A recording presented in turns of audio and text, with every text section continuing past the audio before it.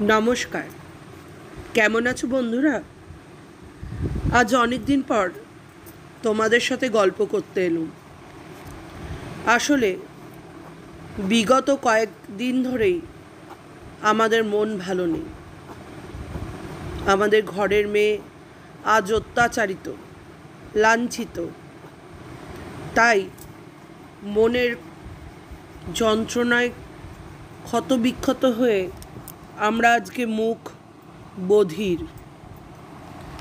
তবুও আবার আমাদেরকে উঠে দাঁড়াতে হবে, লড়াই করতে হবে এবং সর্বোপরি এক হয়ে থাকতে হবে। সেই জন্য আবার আমাদেরকে ঘুরে দাঁড়াতেও হবে। তাই একটু ঠাকুরের কথা আলোচনা করার জন্যই তোমাদের কাছে এলাম। গৌতম বুদ্ধ ছিলেন শান্তির প্রতীক। এই অস্থির সময়ে শান্ত চিত্তের বড়ই প্রয়োজন। তাই আজকে তার জাতক জীবনের কিছু গল্প তোমাদেরকে শোনাবার চেষ্টা করছি। কেমন লাগলো সেটা অবশ্যই তোমরা কমেন্ট সেকশনে কমেন্ট করো। আমার পরিচয় দেবার কি আর প্রয়োজন? ঠিক আছে, তবুও তোমাদের জানার জন্য আমি আরেকবার আমার নামটা বলে দিচ্ছি। আমি তোমাদের প্রিয় পুষ্পিতা রায় বন্দ্যোপাধ্যায়। যাই হোক, গল্পটা শুরু করি। গল্পটি গৌতম বুদ্ধের জাতক গল্প থেকে নেওয়া। তিনি গৌতম বুদ্ধ হওয়ার পূর্বে ৯৯ বার জন্মগ্রহণ করেছিলেন, আর ১০০তম জন্মই ছিল গৌতম বুদ্ধ হিসেবে আবির্ভূত।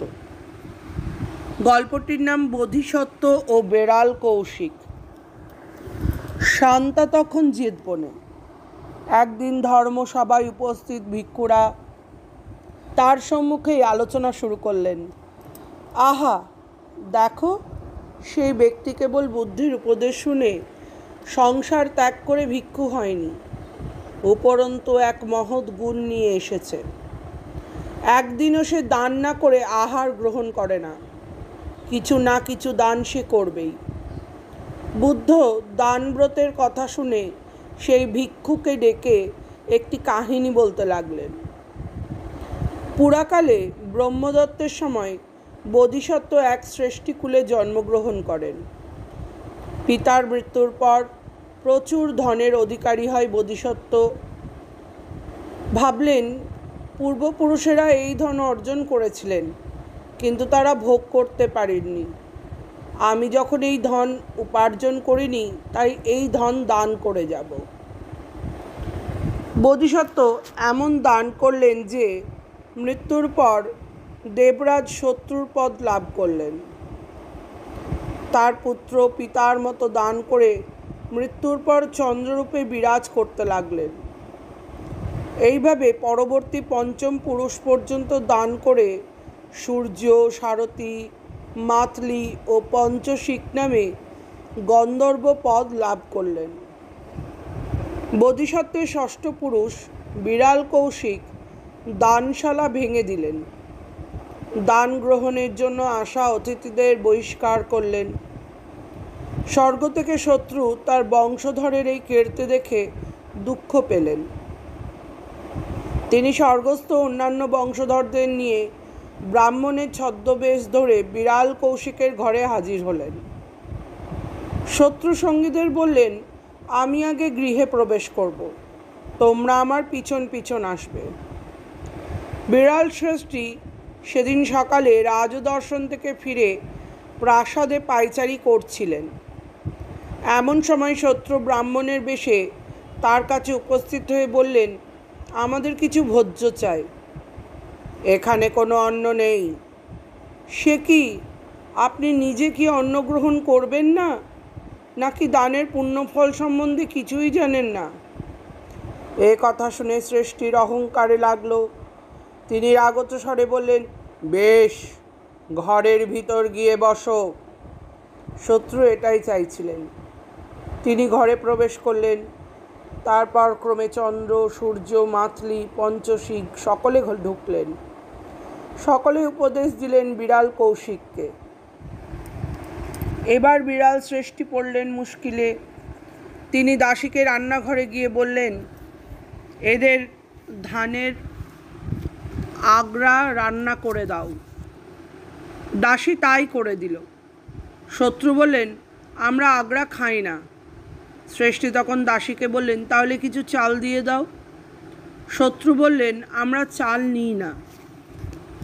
শ্রেষ্ঠী দাসীকে আড়ালে নিয়ে গিয়ে বললেন, তাহলে এক কাজ করো, গরুর জন্য যে ভাত রাখা আছে সেই ভাত দাও গা। দাসী তাই করলেন। শত্রুরা নিজেদের মধ্যে পরামর্শ করে এক গ্রাস মুখে দিয়ে চোখ উল্টে পড়লেন। এবার বিড়াল কৌশিক সেই দৃশ্য দেখে ভয় পেয়ে গেলেন। তিনি ভাবলেন, এই অবস্থায় যদি কেউ দেখতে পায় তবে বুঝতে পারবে গরুর জন্য মোটা চালের ভাত দেয়ায় তা গলায় আটকে অতিথিরা মারা পড়েছে। এই কথা জানাজানি হলে নিন্দার এক শেষ হবে।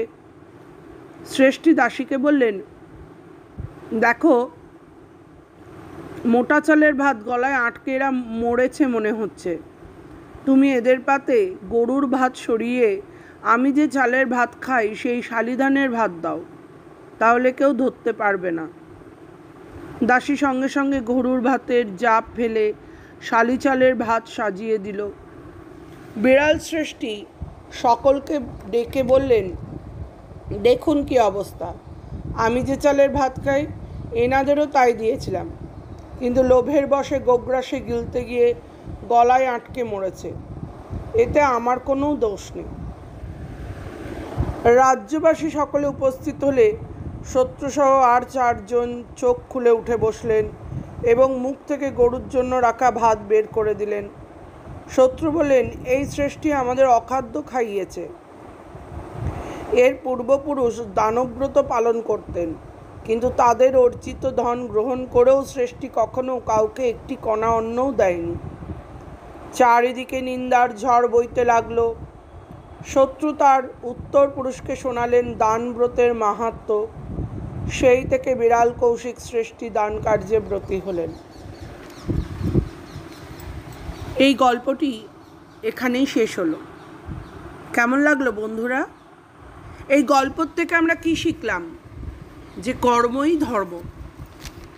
গৌতম বুদ্ধের জীবনে বহু কাহিনী মানুষের নৈতিক শিক্ষার কাজে লাগে।